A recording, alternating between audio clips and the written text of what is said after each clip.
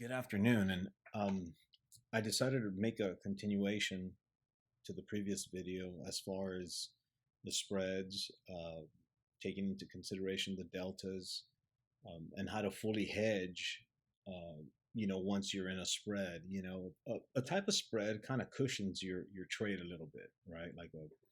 They call them vertical spreads, right? But depending on what side of the coin you're on, if you're on the call side, well, it's a call debit spread. If you want to sell, it's a call credit spread. You're on the put side, again, you're long, it's a debit spread, a put debit spread. If you want to sell, then it's a put credit spread, right? With options, if you're selling, well, you're going to receive a credit, you know. So I did this previous example just with one option all across. And this is the same example. I haven't touched Qs. I haven't traded, anything in Qs. I didn't even do much at all this Friday on quad witching. So I have the example here as we left it.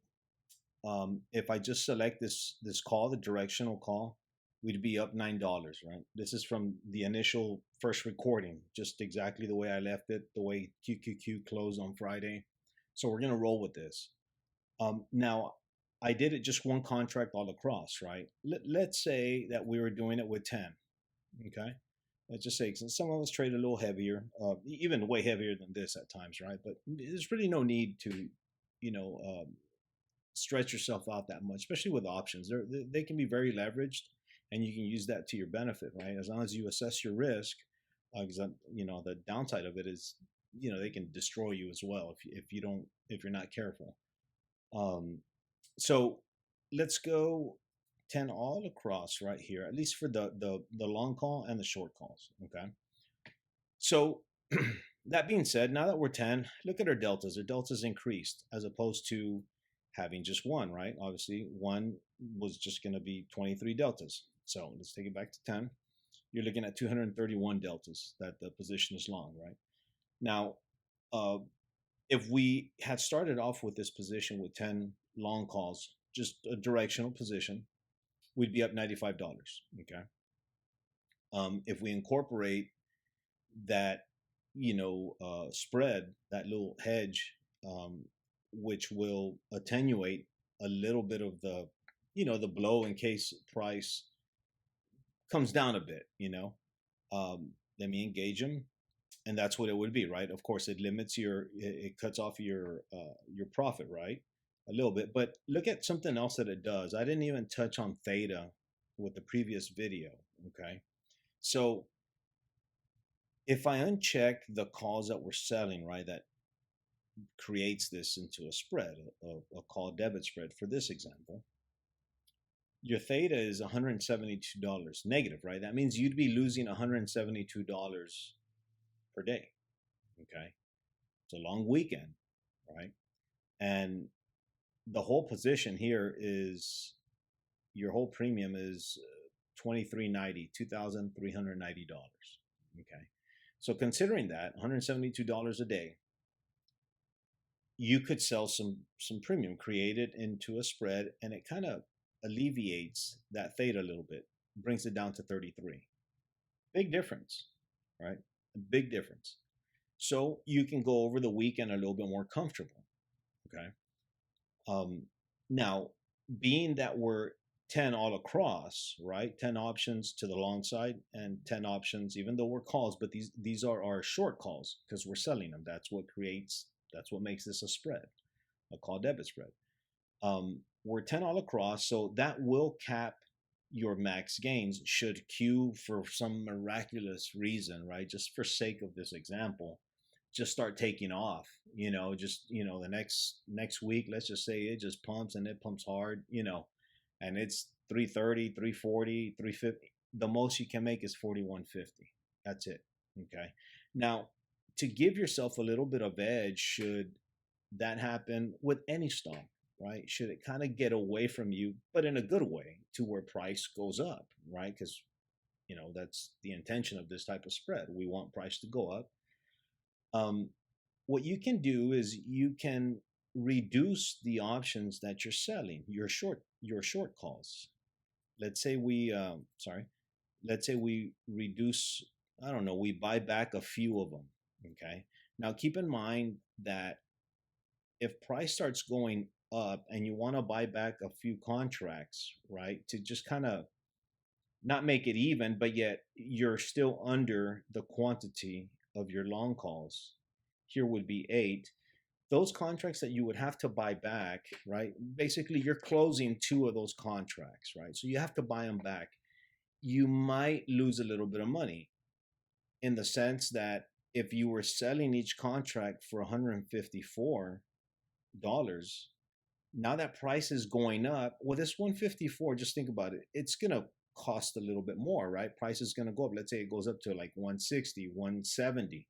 So the difference between the 154 and 170, let's just say I'm just throwing a fictional number there, right? But just so that we can grab the concept. So the option price actually went up, the premium, right? Went up. So that difference is what you're going to have to pay to get out of that contract, right? Like to close it. Okay. So you might lose like $40, $45 just to buy back 2 contracts. Okay. Just to make it 8, to give yourself a little bit more leverage to the upside. And this is what I mean. So when you kind of just decrease your short side a little bit, and should price go higher, you just removed that cap. Okay. You just remove that cap, and yet you're still keeping a little bit of cushion. Okay. So if price just takes off to 320, 330, 340, look at that. Okay. I'm going to exaggerate this, right? Make it, like if there's unicorns flying around and everything's honky dory and we're going back up, right? Yes. Should Qs go all the way to 390, you're going to continue making profits. There's nothing there to cap you. Okay. To cap those gains, because your position is somewhat staggered in a way that you have more options, more long options than you do have short options. So if I create it, to where we're equal as far as the quantity of the options, to where we're back to 10 all across, right? Then we do cap our max gains. Hope that makes sense. Okay, that's just the way these spreads work. But you got to think of your risk. Okay, so even if we take it back down to 8, it still tames your theta a bit, right? Because if we don't even have that cushion, I mean, we're still back to losing $172 just with theta decay per day, right? That's the total of 10 contracts right here. The theta of total, of 10 contracts. So with that little cushion, even though we're 8, we're still under the 10. We're not even. 10 and 10. It still kind of alleviates a little bit of that theta, right? And so your deltas, well, they're a little lower, right? Because since we're selling some options, it's going to bring down your positive deltas a little bit, right? And in this case, should shit hit the fan, all of a sudden, and then price starts going back down, you do the same thing as we did from the previous video. You look at your deltas, 100 positive deltas. Okay, well, we need to make those 100. Like, if we need to fully hedge this thing, because I mean, we're reversing down, back to the downside. We got to take these 100 deltas that are positive. We got to make them either 0 or or just slightly negative, depending on what defensive course we need to take, right? Depends on price. If we do get a flush back down, and so all we do, I still have that put that we picked. I have it here. I haven't, eliminated anything from the previous, the example from the previous video, but each delta here, for that put is 3. So we actually would have to pick a new delta. So let me just get rid of this so we don't get too cluttered. So let's go to the option chain here, and let's say we go with something like 9 days, and we have 100 positive deltas. Let's see. I'm trying to see if maybe 4 days, something where we don't have to spend so much premium. But these deltas are 22 each put. These are 14. Let's say 2, 4, 6, 8. Let's say we get 4 of these, right? Um, let's see where we sit with four. So you know you're gonna pay if we get filled, you know, with the limit order. You know, we try to get filled since these are long puts. Try to get filled for the best price. Um, that puts our deltas to 10. So we're still slightly positive, but the position itself will still hold. It'll still defend you a little bit, right? Should we get a big flush, you know, you'll still make money to the downside, or at least the important thing is to just kind of neuter the bleeding real quick. And just, you know, the minute you start getting into profits to the downside, right? Because if for some reason price started going down, let me just kind of make this a little bit more real. You know, where we were down already $188, we engaged these puts right away, right? Well, now, you know, because of price, I just changed price. So now we are at negative deltas here, right? It'd be different if this was live, you know, but it's very difficult if I'm trading and then doing a video like this live. But I'm just trying to portray the concept to you all, right? So engaging these puts, you know, we make the deltas now negative. So now our bias is now to the downside, right? So we should start accelerating into profits should price continue going back, you know, to the downside. And at any point, you can just close everything out. Okay, you can I think hit control, or I don't remember how you can close each one by one. Just buy back your shorts, then close out your long calls, and then leave the puts, you know, maybe for the remainder of the day, and see if you still get, you know, the momentum going, you know, with you, and then just close them out, and that's it, you know, and reassess and so forth. But that's how you save a position. And now, even though you do uh, tame theta with just, you know, on the call side here, you know, with the as a spread, right? You tame theta. Once you engage the puts, though, okay, these puts also have theta, okay. So I'm trying to not leave things out here now that I have time to do a little video. Um, so once you engage the puts, right, that we selected due to the deltas, our thetas, you know, it's ramped up, right? So that's why I say that day that you put those puts, if you can get into profits right away, um, I mean, you can just close the whole thing and call it a day, or just close your call side, right? And you're long these puts, right? Let's say we close these calls out, and now we're making money to the downside, right? And let's say we want to hold on to that position one more day.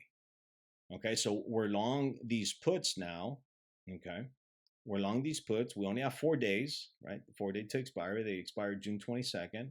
So now let's pick a strike that's you know, a little lower to sell. Let's say maybe five. Let's see, seven, six. Let's go with these. Let's say for we can sell these. It's, you know, 45, 46 bucks, whatever. Let's see if we can sell them for, and let's make it even, right? 4 and 4. Boom, there you go. So now you just brought down your theta a little bit, okay? Instead of $200, you know, per day, you brought it down to 83. Since we're squared away 4 and 4 now to the put side, right? So I just created a put debit spread, right? Because this spread, you want price to go down so you continue making profits, right? And at the same time, it does kind of cushion you should price reverse, you know, at some point go back up and so forth. I know it's a lot of back and forth here that I'm trying to explain, but the good thing is it's, you know, there's a video, you can pause it, you can, you know, go over it a few times. But I felt I left out a few things. It's because my daughter's sick. She's got the flu, and, you know, she was taking a nap when I made that first video. So I try to take advantage of that time. So, um, I hope this makes sense. I'm trying to think right now before I end it, because I'm approaching 15 minutes here for the video. But it's because these things you can go on and just kind of explain. There's so many ways that you can just manipulate these options with the deltas and theta and so forth.